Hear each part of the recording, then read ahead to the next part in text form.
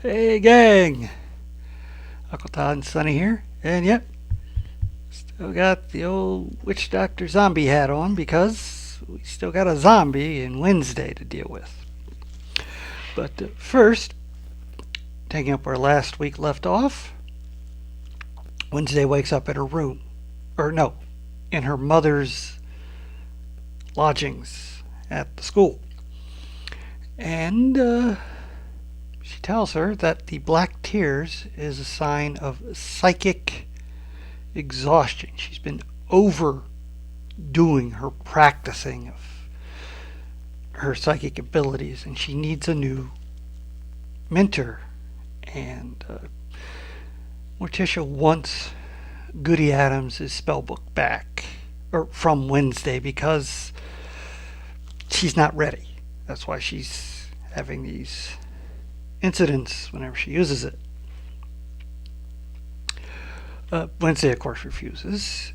And before heading back to the school, she has Lurch take her to the ex-Sheriff Galpin's residence, where she finds he's been killed by the crows. And she sees the main crow that was in Xander's painting. She tries to use her abilities, but she can't get anything. At which point the police arrive, and the new sheriff takes Wednesday in for questioning. But then her father shows up, and Gomez just happens to be the family lawyer. So he gets Wednesday out of there. Now,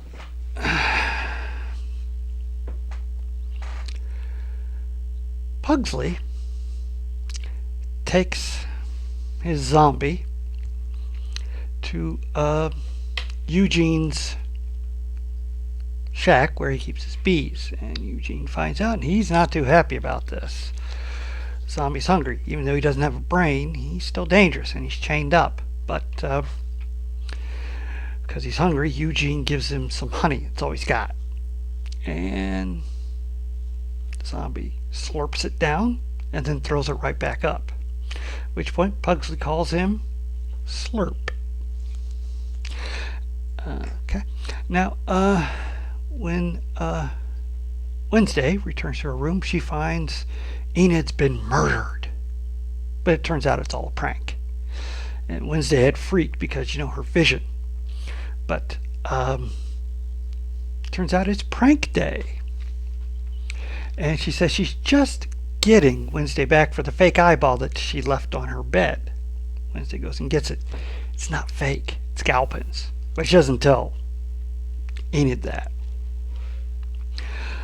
Enid then goes to see her new boyfriend, Bruno, who is, of course, another werewolf like her, which really kind of depresses Ajax. And to help his resident advisor out, Eugene sends some Mongolian fleas to attack Bruno.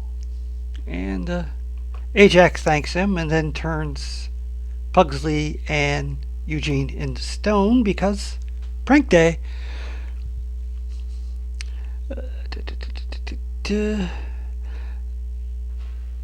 Now, we also get Professor Orloff, who is, all you horror fans know, Orloff was the name that Jess Franco gave to his mad scientist in his early films.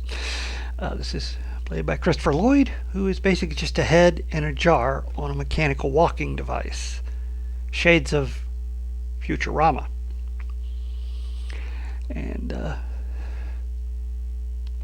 Wednesday questions him about any outsiders that can control birds. Well, they haven't had one in the school in over 10 years.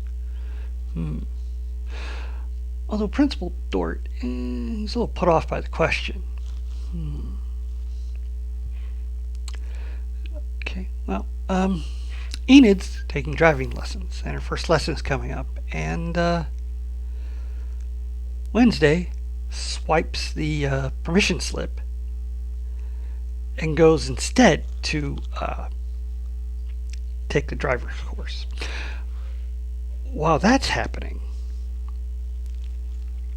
Morticia comes to the room and forces Thing to hand over Goody's spellbook. Now, Wednesday knows how to drive. She used to be the getaway driver for her Uncle Fester. So after she disables the brakes on the driver's ed side, she speeds off to the asylum where Galpin's son and her ex-boyfriend, Tyler, is residing. While this happens, Pugsley takes some mystery meat sandwiches back to the shack. Not fit for human consumption. Pugsley loves them because, his taste, but so does Slurp, so he gives him the Slurp. After he and Eugene leave, Slurp breaks free. That's not good. And he starts wandering around the grounds.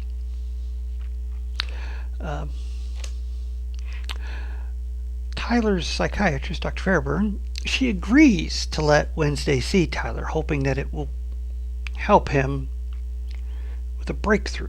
She's had no luck as a psychiatrist.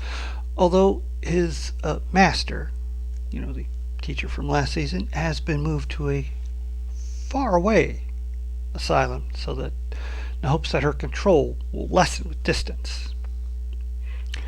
Well, Tyler doesn't really want to help Wednesday. He's wearing a shock collar for any time he tries to change into his Hyde persona. And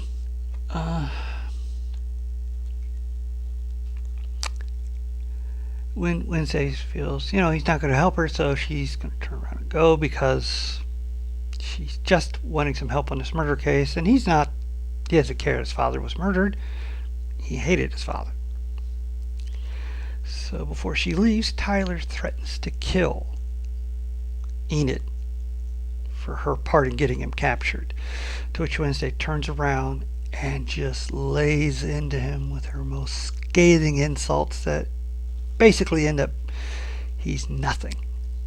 He's less than nothing. He's not scary. He's not dangerous. He's just a pawn for other people to use. And then she leaves. Back at the dorm, Thing receives a package from Fester.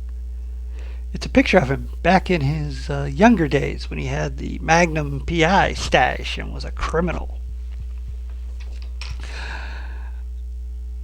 Enid, finding out that it's Thing's birthday, is upset because nobody else remembers him because everybody always treats Thing like he's a servant, not a part of the family. So Enid says, we're going to take you out. But then she and Bruno get knocked out by someone. The stalker. Now, let's see. While that's happening, Bianca is called into Dort's office. She's been helping Morticia with the fundraising, and the big name on it, Morticia's mother, Grandmama, is number one on that list, but they're estranged. And she doesn't give to any charities, period. And she and Morticia have not seen eye to eye for many, many, many years. Well, Dort says maybe she should use her persuasive abilities to change that, to which Bianca tries to use her siren powers on Dort to get him to stop pushing her on these things. And he reveals he has a watch. And in that watch are bits of some kind of siren metal, which makes him immune to her abilities. And he basically threatens that she will go and use her powers on Morticia, or he will send her back to her parents. Dort's getting a little menacing here. And don't let the Edgar Allan Poe-ish look they put on Steve Buscemi fool you. He is a villain through and through. Don't know if he's the main one, but he is a villain. When Wednesday gets back to her room, she finds things locked in his dream house. And there is a note from her stalker, who's tired of being ignored, and gives her a clue on where to find Enid and Bianca and Bruno before it's too late. Why is it before it's too late? Because when those two wake up, they are chained together under a large thing of knives. Well, the clue she's given is play dead. And she's trying to figure it out. She's wandering around, and she runs into the music teacher Capri, who, in discussing about how she'd like Wednesday to be in their orchestra, but she has to learn to feel the music, not just play the notes, which makes Wednesday realize play dead. Dead is not a word, it's notes. So she goes to the musical library, or where it is, where the big organ is, and she plays them. Individually, nothing. All together as one chord, passage opens. She follows it, and they go all the way up to the clock tower, where Enid and Bruno are chained up. While this has been happening, Enid and Bruno have been talking, and they discover that they both were late bloomers in their families, which is just another connection for them. And they have their first kiss. Anyways, the clue left for Wednesday is on a typewriter. Find what's missing. Type it in. Now, the thing went to go unchain them and triggered off the trap, also trapping himself, and the knives start descending. So Wednesday looks at all these books, different books, children's books, classics, all these, to find what's not there. Eventually, she finds the Invisible Man's not there, so she types that in. And as the knives are this far from Enid's face, trap stops and starts to rise back up. There was a funny little bit during that where they found some babysitter club's books, and Enid asks which one, and she tells her the number, and he goes, "Oh, I already have that one."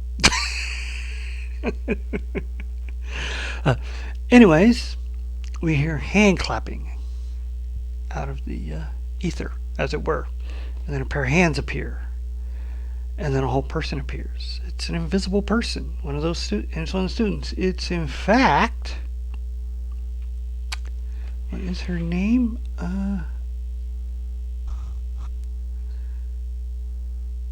It's Agnes, her number one fan, who did this to get her attention, to show how smart she was and to impress her so that they'd be friends. And Wednesday's like, because it's Wednesday. Meanwhile, Bianca reluctantly goes to Morticia's house, uses her powers on her to convince her to go talk to her mother about giving a donation, and then makes her forget that Bianca was even there.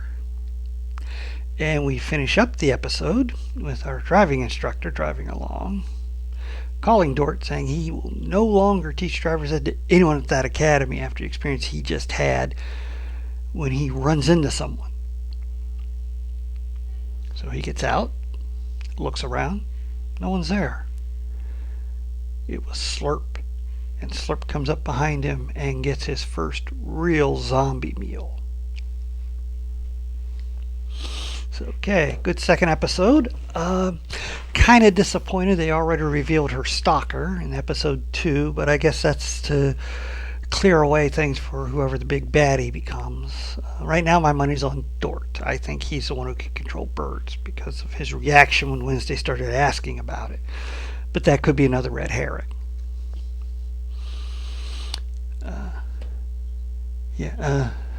Great to see Tyler again. I'm wondering if he'll escape. He and Wednesday have some unresolved things. Although, as they said this is not going to be a romantic subplot anymore. She's not going to be having romance. She's basically had her fill of that from last season. Okay, I guess. But yeah, looking forward to the next episode. Please hit like, share, subscribe, and I'll see you next time.